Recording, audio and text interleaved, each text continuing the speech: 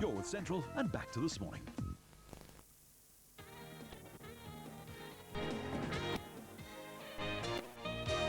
Big question, is there life on other planets, and are they coming here to say hi?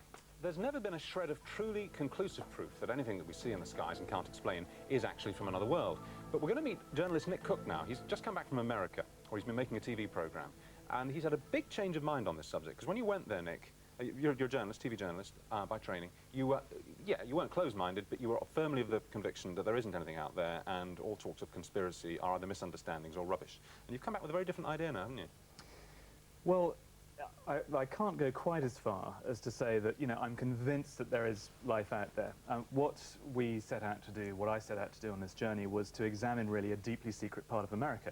I'm a defense journalist, I'm a technical journalist, and one of the things I've looked at over the last 10 or 15 years are deeply secret aerospace programs in America, things like the stealth fighter, which was kept under wraps for 5 years before anyone was told about it.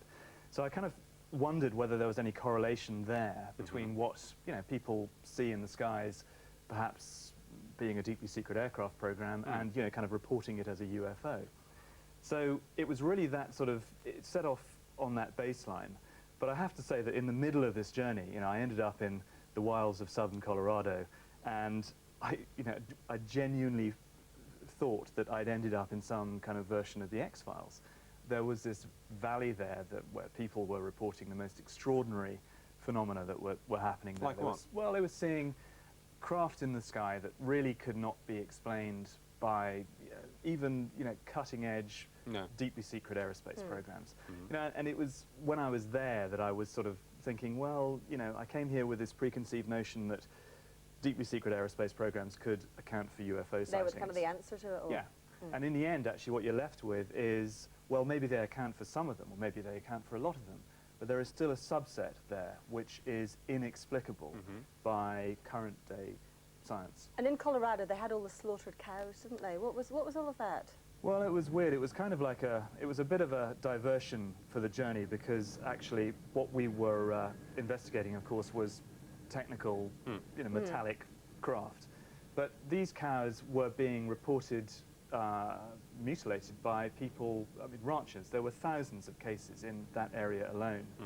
They could not, the ranchers themselves, who've lived amongst cattle, obviously, all their lives, could not explain what was going on. These cows were cut up by surgical instruments that the ranchers reported as being like lasers. There was no blood left on the ground.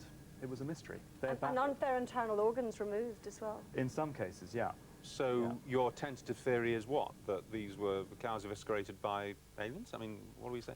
Well, you know, as I say in the film, I really felt as if I was in some kind of controlled experiment. The people themselves are asking, you know, is this the work of E.T. or is this the work of the government? I mean, it could just be that there is some very strange government-run program going on which is using the people of that valley as some kind of controlled experiment. Describe the kind of sightings that you include in your film. You obviously haven't managed to film anything, because, you know, one never does except fuzzy images. But what stories have you told and believed is the truth, that people aren't making it up? Well, really, you know, I've seen a lot of UFO films, and for me, they're unsatisfying, because they don't actually, even after you've seen video evidence, it doesn't actually conclusively prove that you know, UFOs are real, or that they're extraterrestrial in origin. What really convinced me that there was an interesting issue here was the credibility of the witnesses that we talked to.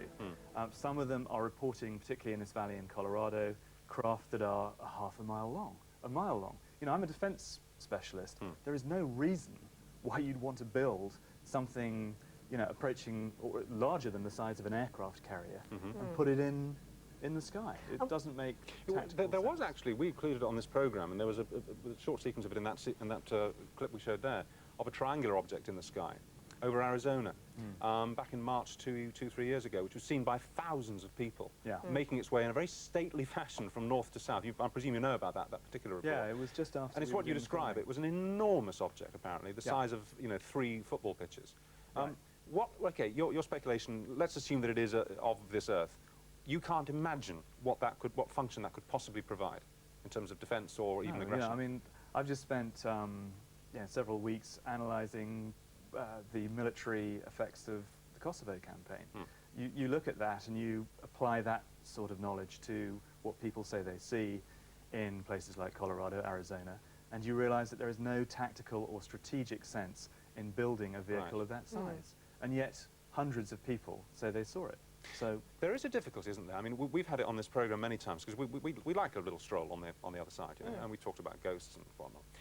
I always find that people with the most credible stories are telling you the most fantastic things, the most extraordinary things, and yet you know that they're not lying to you, and you know that they're not damaged, and you know they're not making it up, and yet what they're saying cannot be true. For example, well, I'll give you an example. Nicholas Witchell, the newsreader, has written a couple of books on the Loch Ness Monster. The book rests on the validity of the truth in the statements that the witnesses come forward with. And Nicholas Witchell says, I'm a trained journalist, as you are. I believe these people. And the weight of evidence, verbal weight of evidence, is such that I believe there's something in the loch. And yet, there isn't anything in the loch.